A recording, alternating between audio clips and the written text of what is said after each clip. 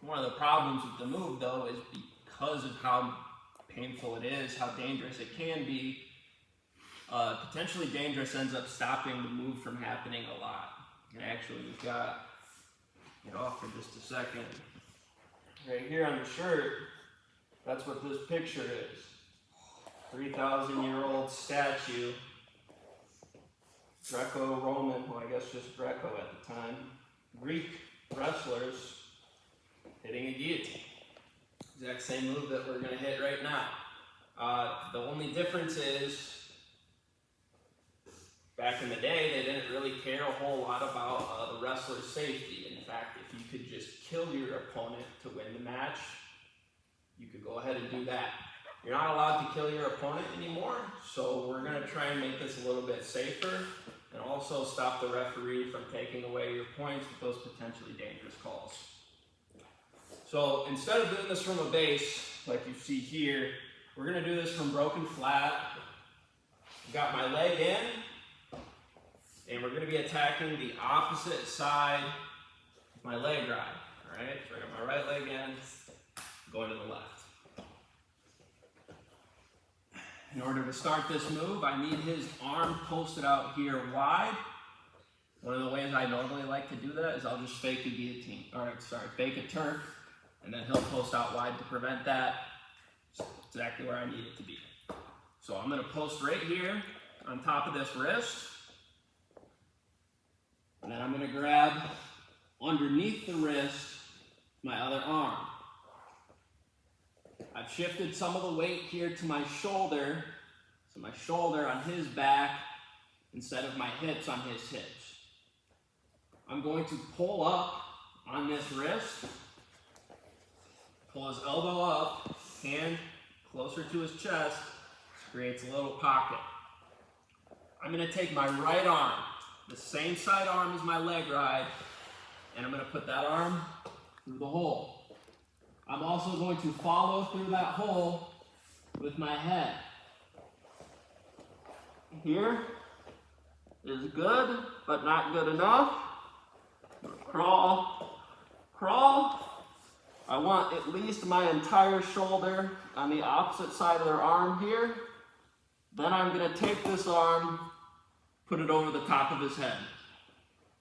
From this position here, I can now let go of this wrist. My arm right here is going to be blocking his arm. He can't get that forward anymore. I'm going to do a half a push-up here. Just get enough height that I can roll over top of him. And at the same time, I'm going to switch my heel toe to a figure 4. So my toes are going to come up to my knee joint instead of heel toe.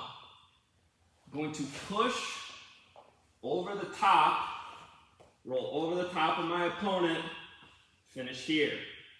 I have a figure 4, tight and high up on his thigh. I'm pushing my hips in to his lower back. And then the last step here is I'm locking up this headlock. This is the only hold in the sport of wrestling where you are allowed to lock up a headlock without an arm encircled. Normally this is an illegal headlock, one point to the other wrestler. This hold is the one exception, no risk of choking anyone from here.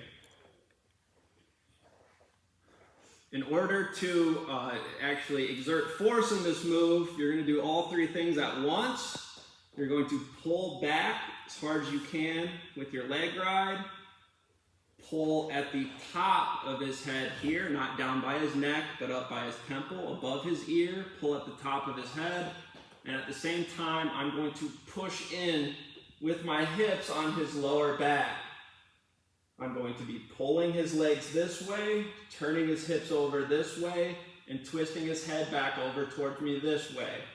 When you do this full force, it is very uncomfortable. Don't go 100% on your partner right now. We're not trying to hurt our partners, just at a technique camp. But with that said, don't be lazy either. Don't go 10%, maybe 50 or so. Crank on it a little bit. You need to make sure that you crank on it enough that you can feel whether or not you're doing the move right. You know, if you just do it loose, whether or not it's correct or not, you'll never know how tight that move can be. So make sure you do wrench on it just a little bit so that your partner can give you an idea of whether or not that's tight enough. So again, I'm going to pop my hips to Turk. He's going to post his hand out to block my Turk from coming over. I post this wrist out wide, wrist to wrist. I pull this in tight. Head and arm both go underneath. I crawl through as far as I can. Arm over the top of his head. Push up and switch to a figure 4. Come over top. All 3 at once. Pull back, push the hips in. Now, this move, it's a little bit complicated. It's not, not exactly just a half Nelson or anything. So the first couple reps, it's probably not going to feel as tight as it's supposed to. So that's again why I want to make sure that you do crank on it a little bit so you can learn where you're supposed to be getting your leverage from this move to make it work.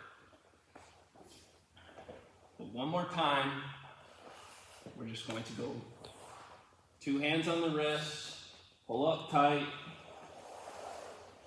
climb through.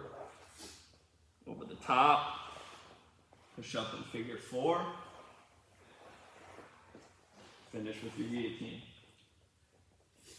Obviously this is a pin hold here. We're looking to pin our opponent, so there's no 8-point near fall to worry about.